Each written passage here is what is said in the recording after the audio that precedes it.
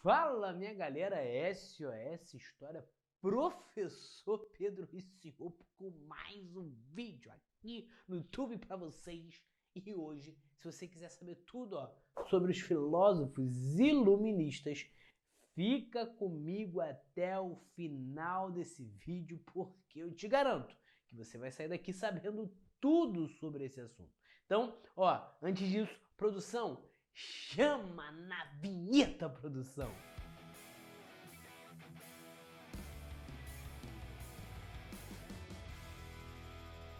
Galera, seja muito bem-vindo aí ao nosso canal, você que está chegando agora, ou você também que está ouvindo a gente pelo Spotify. Você que está ouvindo a gente pelo Spotify. Então, antes de qualquer coisa, já se inscreve no canal, curte esse vídeo, não perde tempo, ativa o sininho para saber quando os vídeos novos vão estar chegando para você. E se você quiser tirar print desse quadro aqui, caprichado de filósofos iluministas, coloquei aqui os principais para vocês, nós vamos falar um pouquinho sobre isso hoje. Eu vou me abaixar aqui rapidinho, mas você já sabe, né? Você tava com saudade, eu sei que você tava com saudade. Produção, vou espanhol hoje, hein? Produção, embraça, produção, embraça. We just talk, can we just talk about where we're going, yeah. Started out right, I can see it in your eyes, I can tell that you want it more. Galera, falando sobre os filósofos iluministas, o iluminismo é uma corrente filosófica que surge principalmente ali no século XVIII e que nós já temos um vídeo aqui que é a parte 1 desse iluminismo, que eu te explico de forma bem clara, bem objetiva, o que é o iluminismo. Então, se você não assistiu essa parte 1, volta lá na parte 1, né? Vai na nossa playlist e tal, show de bola, e já clica aí nessa aula de iluminismo na parte 1 para você assistir essa parte 2 sobre os filósofos. Como uma corrente filosófica, eu preciso ter filósofos para sustentar essa ideia que está surgindo na Europa ali do século XVIII. Então, eu tenho muitas modificações, muitas mudanças com esses novos pensamentos que estão se espalhando para novos ares. Então, eu preciso ter pensadores, obviamente, que corroboram com isso, que vão influenciar esse movimento e forçar esse movimento iluminista a se expandir para outras regiões. É válido ressaltar que eu não coloquei aqui todos filósofos iluministas, mas eu coloquei aqui o que na minha perspectiva se caracterizam como os principais. Beleza? Então, coloquei aqui os principais ali do século XVIII e antes de falar de século XVIII, a gente já vai falar de século XVII. Por quê? Porque o primeiro filósofo que eu coloquei ali é o famoso John Locke. Você com certeza já ouviu falar de John Locke, inglês John Locke, de 1632 a 1704. E aí, uma primeira coisa que a gente precisa entender, e isso é muito interessante de analisar, é como a história ela tem essa flexibilidade. Porque quando a gente fala de iluminismo, a sua cabeça ela atrela ao século XVIII. É natural. É natural que a sua cabeça ela vincule ao século XVIII. Só que aí a gente vai ver o John Locke que vem no século XVII. E aí? Ele quebra todos aqueles paradigmas, mostrando para você que processos históricos não necessariamente estão presos em um lugar específico. Não coloque a história dentro de caixas. O John Locke ele é conhecido como o precursor ou o pai do iluminismo, mostrando ali que não necessariamente o iluminismo ele se restringe ao século XVIII, mas ele já se apresentava no século XVII. Ele vai escrever um livro, Segundo Tratado do Governo Civil, e nesse livro o Locke ele vai defender, produção, coloca a caroça do Locke aí pra galera ver, joga aqui a caroça dele aí, olha o John Locke aí pra galera ver, coisa linda, coisa maravilhosa. Pode tirar ele daqui já, produção, vai, mete o pé daqui, John Locke. Mas nesse livro ele vai defender alguns preceitos, algumas ideias. Quais são as ideias que o Locke defende? Por exemplo, o Locke vai defender que a vida, a liberdade e a propriedade privada são direitos naturais do homem. Ou seja, quando o homem nasce, já são direitos inerentes à sua humanidade. São direitos quase que não. Existe uma relação aí com o divino, né? Como se basicamente Deus proporcionasse esses direitos ao homem assim que ele nascesse. E ponto.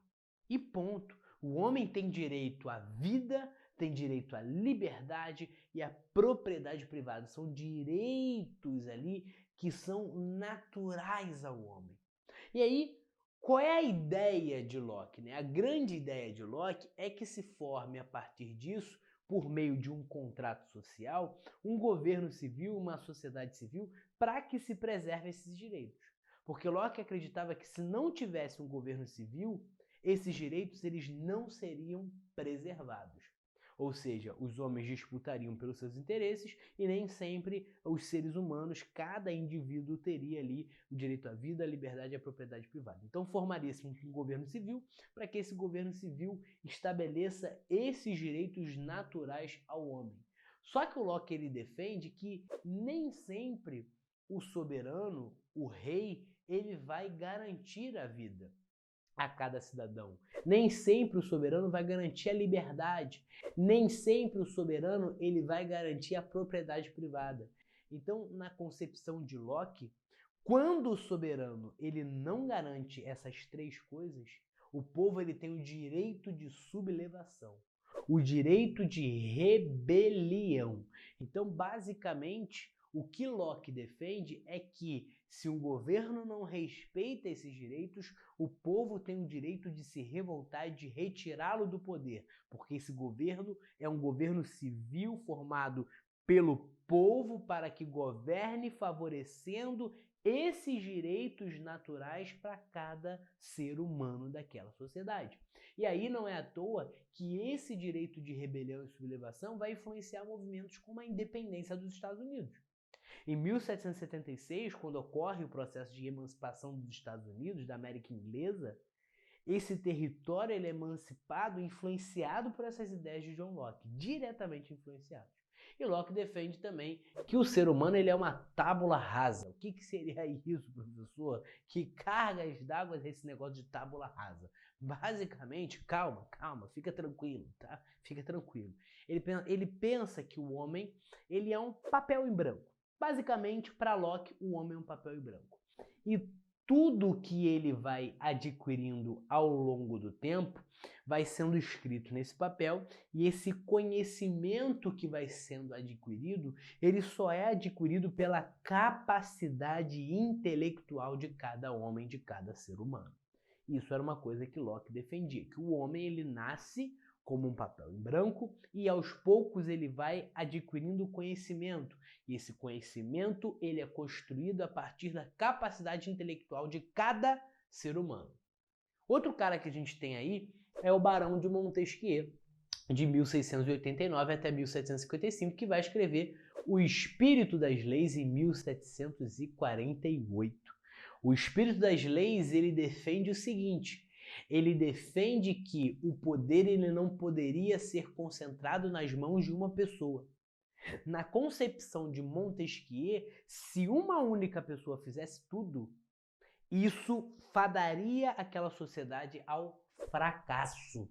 Então Montesquieu ele vai defender algo emblemático e algo que passa a ser utilizado em governos republicanos posteriormente, que é o quê? A divisão dos três poderes. Coloca aí, produção, que divisão? Antes de tudo, produção, antes de tudo, coloca a caroça aqui do Montesquieu para mim fazer esse favorzinho aqui, produção, pra gente, pra galera ver. Olha a carocinha dele aí. Que isso, coisa bonita. Vai, mete o pé. Já viu Montesquieu? Show. Então agora coloca aqui, ó, divisão dos três poderes. Que três poderes são esses? Para que o poder não ficasse concentrado em uma única pessoa, vamos dividir os três poderes em executivo, legislativo e judiciário. Então, executivo, legislativo e judiciário. Esses são os três poderes em que vai ocorrer uma harmonia e um equilíbrio entre esses três poderes. Three powers, porque eu tô bilíngue hoje, é espanhol, é português, é inglês, me respeita, que eu tô brabo. Olha só, por incrível que pareça, o que a gente vai perceber é que, se você pegar na aula 1, eu falei algumas características do iluminismo,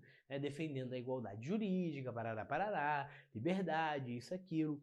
Se a gente pegar o iluminismo não era um movimento homogêneo. Em que sentido? Eu tenho vários pensadores e cada pensador vai pensar e traçar um caminho diferente. Então, quando você pensa em iluminismo, eu vou te dar 2 segundos para tu responder. Você pensa em iluminismo, você atrela mais a monarquia ou a república? Vai, valendo. Relógio na tela. Você pensa provavelmente mais a república, porque os movimentos iluministas influenciaram movimentos de separação e formação de repúblicas. Só que o que você não sabe é que a maioria dos filósofos iluministas, eles eram monarquistas. Exatamente. A maioria dos filósofos iluministas não defendiam o fim da monarquia. Por exemplo, o Montesquieu é monarquista, mas o que ele defende? Ele defende, primeiro, que o público e o privado se separem, porque ele acreditava que isso era a fonte de toda a corrupção. Segundo, o Montesquieu defende que um poder só pode ser combatido por outro poder, ou seja, eu preciso desses 3 poderes para impedir que ocorra a concentração de poder por parte de uma única autoridade. Além do Montesquieu, a gente tem também o Voltaire. Produção, coloca aqui o Voltaire, ó. Voltaire aqui pra gente, produção. Excelente pra galera ver esse Voltaire, coisa linda, coisa maravilhosa. Vai, rala daqui, Voltaire. Coisa chata, eu, hein? Sai da minha tela. Olha só, o Voltaire, ele defende que ele vai ficar ali de 1694 a 1778. E o Voltaire, ele vai criar um livro chamado de Dicionário Filosófico em 1764. Percebe o quão perto foi, né, de certa forma, da morte de Voltaire, como é o caso de outros aí, escritores, filósofos que escreveram perto já de morrer, para você ver como a construção de um pensamento, de uma ideia, ela demora. É algo que leva tempo. O Voltaire é um dos caras que vai defender a ideia de monarquia ilustrada. Provavelmente você já ouviu esse termo. Se você não ouviu dessa maneira, você já ouviu como despotismo esclarecido. Agora refrescou minha cabeça, professor. Agora sim, despotismo esclarecido ou monarquia ilustrada é uma monarquia que não deixa de ser autoritária, mas é autoritária em contato com o iluminismo. E esse contato com o iluminismo, esse contato com a razão, leva essa monarquia a compreender que o Estado deveria atender à felicidade pública. Ou seja, o Estado ele não serve para atender os interesses do rei, ele serve para atender a felicidade pública. Então, o rei ele para de ter um Estado que sirva os seus interesses quando ele tem contato com a razão, com o conhecimento, com o iluminismo, e ele passa a defender um Estado que comece, basicamente, a defender essa ideia de um Estado voltado para atender o povo. Beleza, minha galera? Foi até aqui? Show de bola! Coisa maravilhosa. E outra coisa, o Voltaire é um dos grandes defensores também da igualdade jurídica, que seria a igualdade de todos perante a lei. A maioria deles não defendia uma igualdade social, mas defendiam a igualdade de todos perante a lei. O Jean-Jacques Rousseau, fala aí comigo, Rousseau. Joga aí na tela a produção Rousseau pra gente ver. Olha só que coisa linda, coisa maravilhosa. Rousseau na tua tela aqui comigo. Mete o pé, rala daqui, Rousseau. Olha só, o Rousseau, ele é um dos grandes defensores ali da República de 1712 a 1778 e que vai escrever o Contrato Social. O Contrato Social de Rousseau é um livro muito emblemático e carrega uma frase muito marcante, que provavelmente você já ouviu falar. Me lembro como se fosse hoje, a gente estava em roda com o Rousseau falou assim, escreve aí. Aí a pessoa foi escrever. Pega para escrever, me lembro como se fosse hoje, cena de hoje, pá. Pega assim, Rousseau, vai, escreve. O homem nasce, cria. Pra quem não conhece a expressão cria, tá ligado? Quem conhece deve estar ligado, né? Então vamos ver outro. O homem nasce brabo. Também não sei o que é brabo, professor. O homem nasce muito pica. Aí tu já tá ligado. Aí ele vai falar assim, ó, mas a sociedade o torna um imbecil. O imbecil vai falar, Rousseau, rapaz, que isso? A gente não pode escrever isso não, isso é muita grosseria. Ele, que isso? Como é que não pode? Não pode não, professor. A gente tem que modificar isso aí, tem que pensar em um novo formato para ficar mais aveludado para a pessoa que vai ouvir. Aí ele, então beleza. Então escreve aí, o homem nasce bom, mas a sociedade o corrompe. Provavelmente você já ouviu essa frase do Rousseau. O Rousseau acredita que o homem, na sua essência, ele é bom.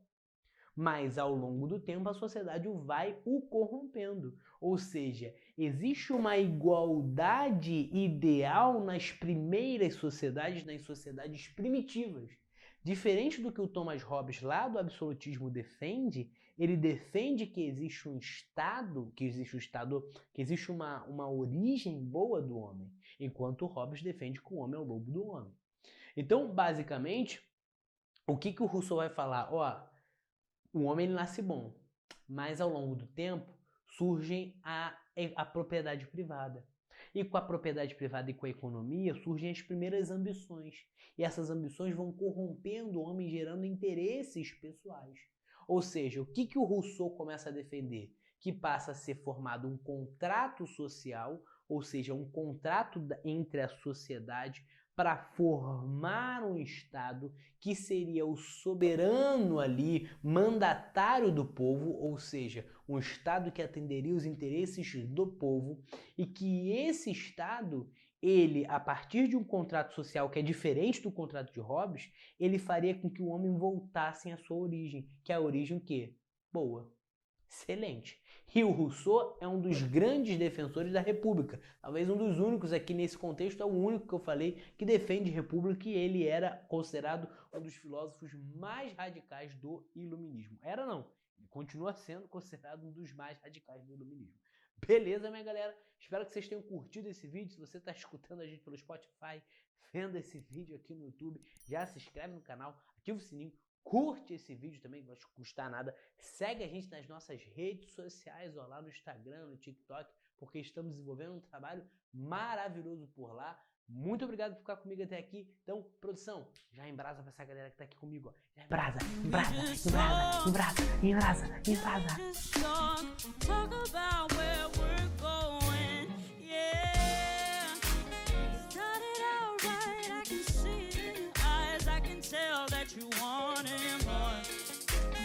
What's been on your mind? There's no reason we should hide. Tell me something I ain't heard before.